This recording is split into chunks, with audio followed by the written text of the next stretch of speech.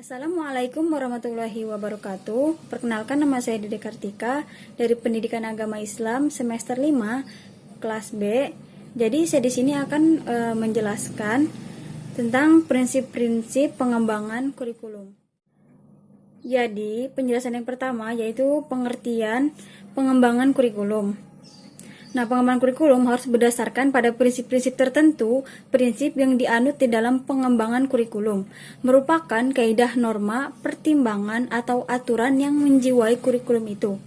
Penggunaan prinsip pendidikan seumur hidup, umpamanya, mewajibkan pengembangan kurikulum dengan sistemkan kurikulumnya sedemikian rupa sehingga tatanan pendidikan dengan kurikulum itu paling tidak mampu untuk menjadikan lebih lanjut dan memiliki semangat belajar yang tinggi dan lestari.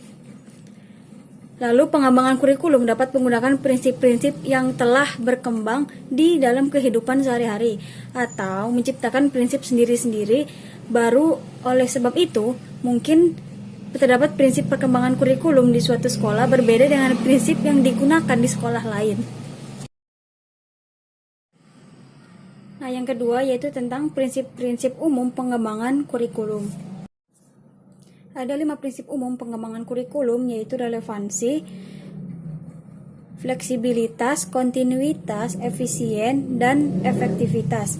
Nah, yang pertama ada prinsip relevansi. Ada 2 macam relevansi yang harus dimiliki kurikulum, yaitu relevansi keluar dan relevansi ke dalam kurikulum itu sendiri.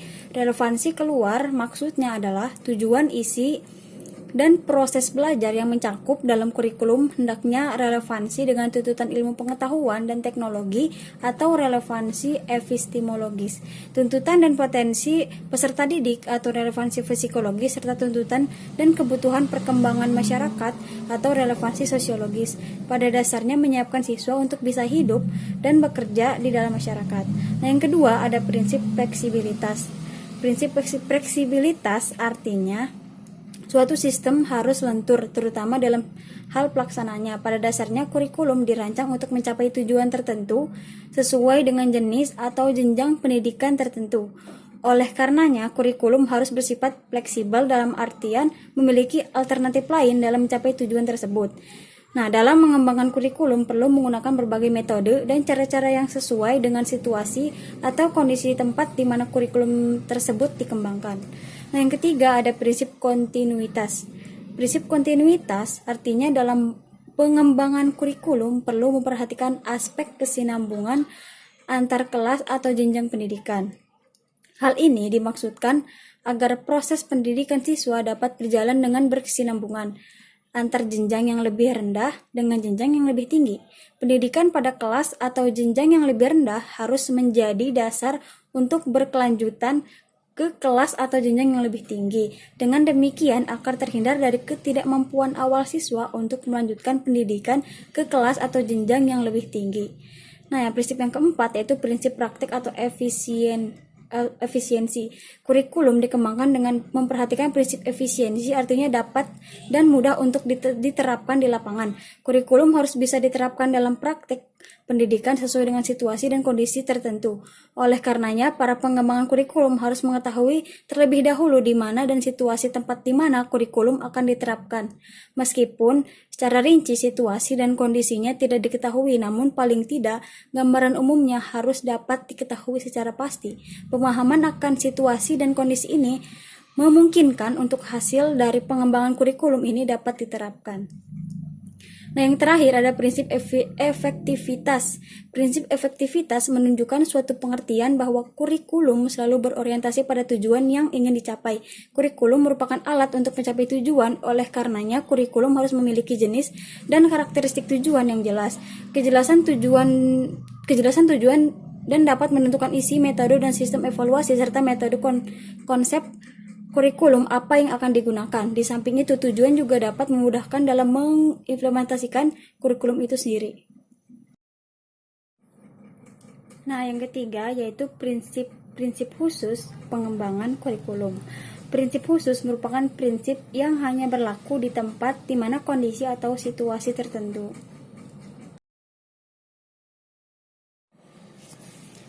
prinsip berkenaan dengan tujuan pendidikan. Nah, yang pertama ada tujuan pendidikan mencakup tujuan jangka panjang, tujuan jangka menengah, dan tujuan jangka pendek. Perumusan tujuan pendidikan bersumber pada ketentuan dan kebijakan pemerintah yang mengatur tentang tujuan dan strategi pembangunan, khususnya di bidang pendidikan. Dan survei persepsi publik mengenai kebutuhan mereka. Pendapat para ahli dalam bidang-bidang tertentu. Survei tentang sumber daya manusia. Peristiwa di negara-negara lain dengan kasus yang sama dan penelitian. Nah, yang kedua yaitu prinsip berkenaan dengan pemilihan isi pendidikan. Beberapa hal penting yang perlu dilakukan dalam menentukan isi kurikulum atau pendidikan, yaitu perlu penjabaran tujuan pendidikan, kurikulum, dan pembelajaran ke dalam pembuatan hasil belajar yang khusus dan sederhana. Nah, ada isi bahan pelajaran harus meliputi pengetahuan, sikap, dan keterampilan. Unit-unit kurikulum harus disusun secara utuh dan sistematis. Nah, yang ketiga ada prinsip berkenaan dengan pemilihan proses belajar mengajar untuk menentukan pendekatan, strategi, metode, dan teknik apa yang digunakan dalam proses pembelajaran. Hendaknya mengembangkan kurikulum memperhatikan aspek berikut ini.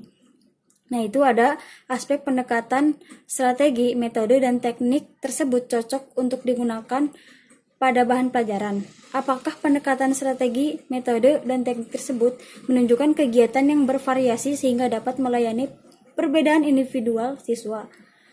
Nah, apakah pendekatan, strategi, metode, dan teknik tersebut dapat membuat urutan kegiatan yang bertingkat?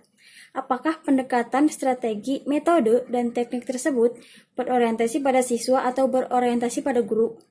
Apakah pendekatan, strategi, metode, dan teknik tersebut dapat mendorong berkembangnya kemampuan apakah pendekatan, strategi, dan metode tersebut dapat mendorong perkembangannya dan kemampuan baru pada siswa? Apakah pendekatan, strategi, metode, dan teknik tersebut dapat menimbulkan jalinan kegiatan belajar di sekolah dan di rumah, dan juga mendorong penggunaan sumber belajar yang ada di masyarakat. Nah, yang keempat yaitu ada prinsip berkenaan dengan pemilihan media dan alat belajar untuk mewujudkan proses pembelajaran yang efektif dan efisien. Perlu digunakan oleh penggunaan media dan alat bantu pembelajaran yang tepat. Di bawah ini beberapa prinsip yang bisa digunakan penggunaan untuk pemilih dan menggunakan media alat bantu pembelajaran.